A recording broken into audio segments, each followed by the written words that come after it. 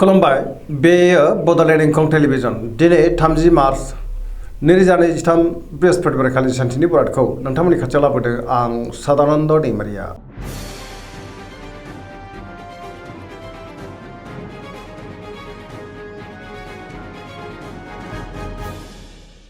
सिगां फरायनो लादों मेष राशि गिबि हांखो अ ल दिनैनि साना जोबोर मोजां। गोसोखौ दिनै जोबोर गोजोननाय मोनगोन। मावनो लानाय खामानिखौ थि समावनो आरो गोरलैयैनो मावफुंनोबो हागोन। देहाया मोजाङै थागोन। सोरबा लोगोनिफ्राय मोजां खौरां फैनोबो हागौ। गुबुनजों दिनै मोजां सोमोन्दो लाखिनोबो रोंगोन। रांखावरियाव मोजां, बेफार फालांगियाव मोजां होनजायो। आयाबो बांनो हागौ। सोरबा लोगोनिफ्राय मोजां खौरां फैनोबो हागौ। न'खराव बिसि फिसायनि गेजेराव अननानै फैगोन। बिदा फंबायजों दिनै मोजां सोमोन्दो थागोन आरो बिमा बिफानि अननाय आरो बोरखौ मोननो हागौ। गोसोनि बोलोआबो बांगोन। समाजाव बयजोंबो मान होजागोन। सेंग्रा सिख्लाफ्रा दिनै जोबोर रमान्टिक जागोन आरो गावबा गावनि गोसोनि साननायफोरखौ फोरमायलायनोबो हागोन। फरायसाफ्रा दिनै फरायनायाव गोसो दुंखांगोन आरो पजिटिभ इनार्जिनि गोहोमबो गोग्लैनो हागौ।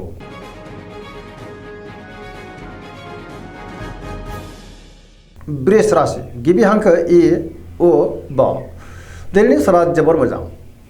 गोसोखौ दिनै जोबोर गोजोननाय मोनगोन। मोनफ्रोमबो बिथिङावनो जाफुंसारगोन। मोजां खाबु फैनोबो हागौ। गोसोआ दिनै जोबोर खुसि जागोन।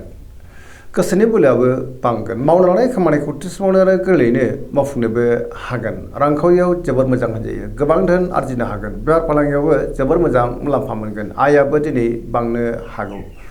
न'खराव बिसि फिसायनि गेजेराव अननानै फैगोन। देहाया दिनै मोजाङै थागोन। अब्लाबो नाथाय जानाय लोंनायाव सांग्रां जानांगोन। गुबुननिफ्राय थोजासे हेफाजाबबो मोननो हागौ। जायखि खामानि मावा मानो मोनफ्रोमबो खामानिखौनो दिनै मोजाङैनो मावफुंलांनो हागोन आरो सिगांनि बबेबा आद्रा खामानियाबो दिनै मावफुंजानो हागौ। गोसोनि साननायफ्रा मोगथाङाव जाफुंगोन आरो पजिटिभ इनार्जिनि गोहोम गोग्लैगोन।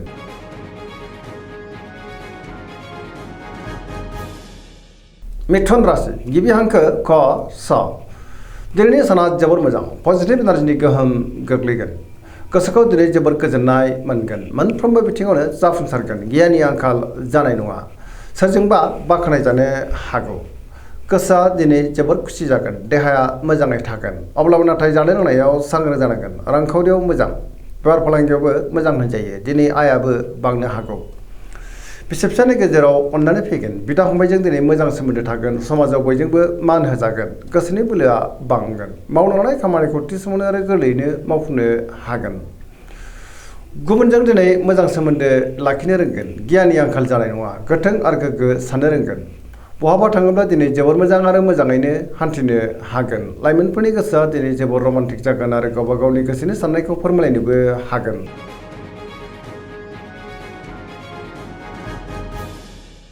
कर्कट राशि गिबि हांखो ड ह दिनैनि साना बारा मोजां नङा। गोसोखौ दिनै जोबोर उसुखुथु मोनगोन। सोरबा लोगोनिफ्राय हरखाबै गाज्रि खौरांबो मोननो हागौ। गोसोनि साननायफ्रा देबर नांगोन।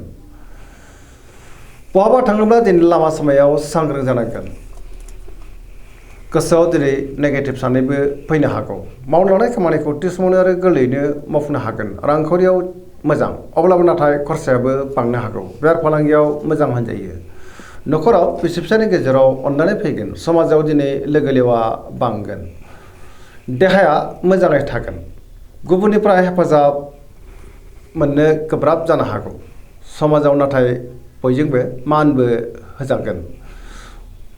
गोसोआ दिनै जोबोर उसुखुथु जागोन।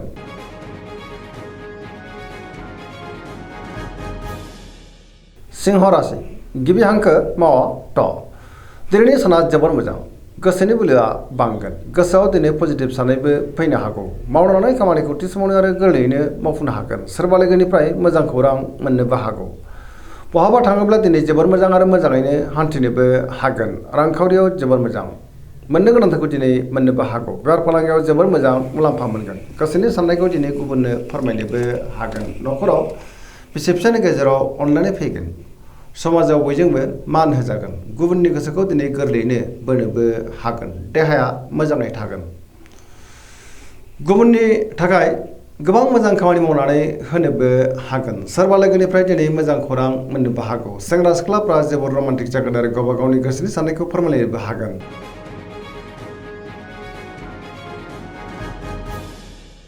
कन्या राशि गिबि हांखो प ट दिनैनि साना जोबोर मोजां गुबुननिफ्राय थोजासे हेफाजाब मोननोबो हागौ गोसोआव दिनै पजिटिभ साननाय फैगोन गोथों आरो गोग्गो साननो रोंगोन गियाननि आंखाल जानाय नङा रांखावरियाव जोबोर मोजां बेफार फालांगियावबो जोबोर मोजां मुलाम्फा मोनगोन देहायाबो दिनै मोजाङैनो थागोन सोरजोंबा बाख्नायजानो हागौ गोबां खामानियाव दिनै मुखुबबो थागोन बहाबा थाङोब्ला दिनै जोबोर मोजां आरो मोजाङैनो हान्थिनो हागोन पजिटिभ एनार्जिनि गोहोम गोग्लैगोन लाइमोनफोरा दिनै जोबोर रमान्टिक जागोन आरो गावबा गावनि गोसोनि साननायफोरखौ फोरमायलायनोबो हागोन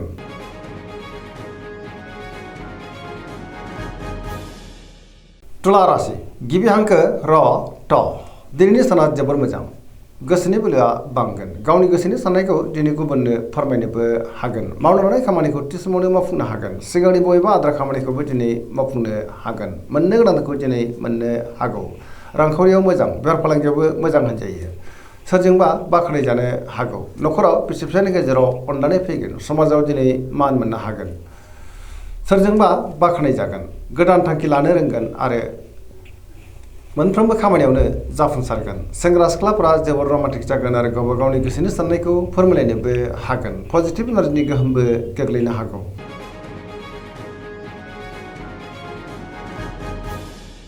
वृश्चिक राशि गिबि हांखो न स दिनैनि साना जोबोर मोजां समाजाव दिनै लोगो लेवा बांगोन बहाबा दावबायनो एबा हान्थिनो खाबु मोननो हागौ आरो मोजाङैनो हान्थिनोबो हागोन पजिटिभ एनार्जिनि गोहोम गोग्लैगोन सोरजोंबा बाख्नायजानानै गोसोआ दिनै जोबोर गोजोनगोन समाजाव बयजोंबो मान होजागोन सोरबा गोजाम लोगोजों बहाबा लोगो मोनलायनोबो हागौ गोसोआव दिनै गोग्गो आरो गोथों साननाय फैगोन गियाननि आंखाल जानाय नङा मावनो लानाय खामानिखौ थि समावनो आरो गोरलैयैनो मावफुंनोबो हागोन गुबुननिफ्राय थोजासे हेफाजाबबो मोनगोन गोसोनि साननायफ्रा दिनै मोगथाङाव जाफुंनोबो हागौ गोसोनि बोलोआ बांगोन न'खराव बिसि फिसायनि गेजेराव अननानै फैगोन रांखावरियाव मोजां अब्लाबो नाथाय खरसायाबो बांनो हागौ बेफार फालांगियाव मोजां होनजायो लाइमोनफोरा दिनै जोबोर रमान्टिक जागोन आरो गावबा गावनि गोसोनि साननायफोरखौ फोरमायलायनोबो हागोन पजिटिभ एनार्जिनि गोहोम गोग्लैनोबो हागौ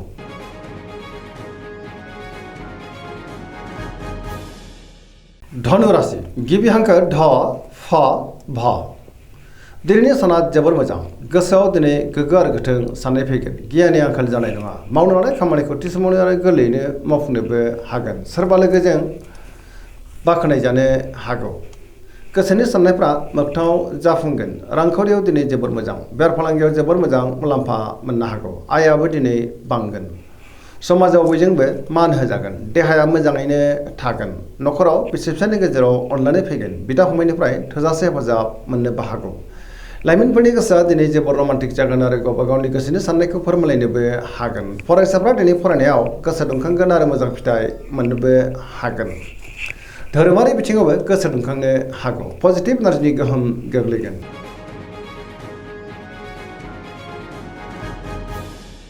मकर राशि गिबि हांखो ख ज दिनैनि साना मोजां आरो गाज्रिनि गेजेरजों बाबेलांनो हागौ गोसोनि साननायफ्रा देबार नांनो हागौ रांखावरियाव मोजां अब्लाबो नाथाय खरसाया बांनो हागौ मोननो गोनांखौबो दिनै मोननोबो हागौ बेफार फालांगियाव मोजां होनजायो गोबां मुंदांखा सुबुंजों दिनै लोगो मोनज्लायनो हागौ बहाबा थाङोब्ला दिनै लामा सामायाव सांग्रां जानांगोन जाब्रबथायनि आसाबो दङ मोनफ्रोमबो खामानिखौनो दिनै मावफुंनोबो हागोन न'खराव बिसि फिसायनि गेजेराव अननानै फैगोन बिदा फंबायनिफ्राय थोजासे हेफाजाब मोननोबो हागौ सेंग्रा सिख्लाफ्रा जोबोर रमान्टिक जागोन आरो गावबा गावनि गोसोनि साननायखौ फोरमायलायनोबो हागोन अब्लाबो नाथाय नेगेटिभ एनार्जिनि गोहोमबो गोग्लैनो हागौ सांग्रां जानाया गाहाम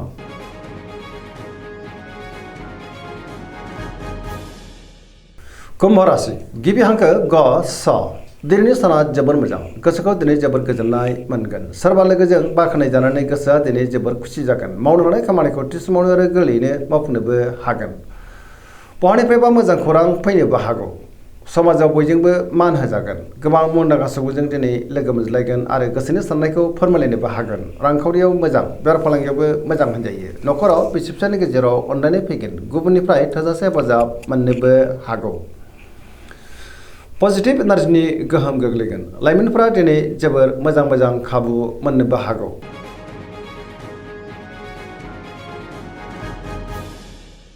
मीन राशि गिबि हांखो ड स दिनैनि साना जोबोर मोजां गुबुननि थाखाय गोबां मोजां खामानि मावनानै होनोबो हागोन गोबां मोजां मोजां खाबुबो मोननो हागौ। गोसोनि बोलोआ बांगोन। गावनि गोसोनि साननायखौ दिनै गुबुननो फोरमायनोबो हागोन। देहाया मोजाङै थागोन। अब्लाबो नाथाय जानाय लोंनायाव सांग्रां जानांगोन। रांखावरियाव मोजां, बेफार फालांगियावबो मोजां होनजायो। न'खराव बिसि फिसानि गेजेराव अनलायनाय फैगोन। सोरजोंबा दिनै बाख्नायजानो हागौ।